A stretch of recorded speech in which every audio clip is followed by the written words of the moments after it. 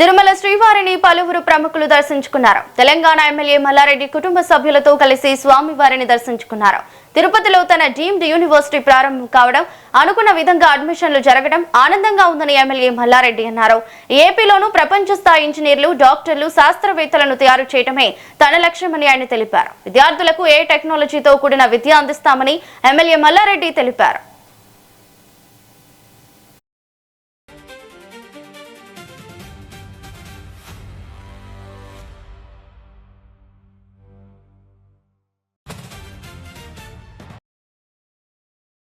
ఏడుకొండలవాడు, వడ్డీ కాసులవాడు, ఆపద ముక్కులవాడు.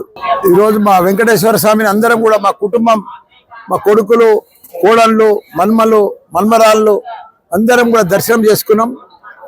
ఈరోజు మాకు గొప్ప విశేషమైన రోజు.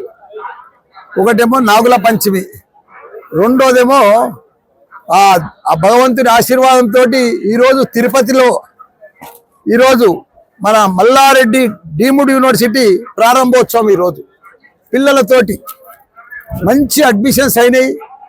ఆ భగవంతుని దయతోటి లాస్ట్ ఇయర్ వచ్చి నా బర్త్డే అని మొక్కితే మంచి ల్యాండ్, బిల్డింగ్లు అన్నీ కూడా భగవంతుడు ఆశీర్వాదంతో ఇప్పించిండు. ఈరోజు పెద్ద ఎత్తున తిరుపతిలో ఒక డీమ్డ్ యూనివర్సిటీ ప్రారంభించిన ఈరోజు పిల్లలతోటి, టీచర్లతోటి ప్రారంభోత్సవం. ఈరోజే అడ్మిషన్స్ కూడా అయిపోయినాయి. ఈరోజు ప్రారంభోత్సవం. అందుకే ఆ దేవుణ్ణి దర్శనం చేసుకుందామని అందరం కుటుంబ సభ్యులతో వచ్చినాం. ఏదేమైనా భగవంతుని ఆశీర్వాదం చాలా బాగుంది. ఎందుకంటే నాది ఒకటే, తెలంగాణలో మాకు 50,000 మంది స్టూడెంట్స్, 10,000 మంది టీచర్స్. ఇక్కడ కూడా పెద్ద ఎత్తున ఆంధ్రలో ఫస్ట్ టైం, మొదటిసారి నేను తెలంగాణ నుంచి వచ్చి ఒకసారి యూనివర్సిటీ పెట్టిన ఇక్కడ మంచి ఆదరణ ఉంది.